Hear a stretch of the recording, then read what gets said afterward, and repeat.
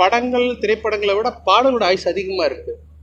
இப்போ நான் பண்ணுற பாடத்தில் இப்போ கான்செப்டில் வச்சுருக்கிற ஒரு பாதி பாடல்கள் புது நடிகர்கள் நடித்த படங்கள்.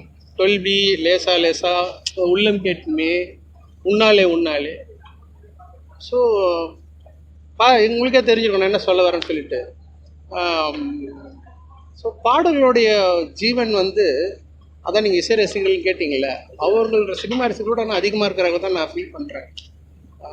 இவ்வளோ பெரிய ஒரு கட்டணத்தை கொடுத்து டிக்கெட் வாங்கிட்டு பாடல் கேட்குறதுக்கு வராங்க அப்படின்றது வந்து, ஸோ நம்ம நாட்டில் மியூசிக்கோடைய ஆளுமை ரொம்ப அதிகமாக வந்துட்டுருக்கு.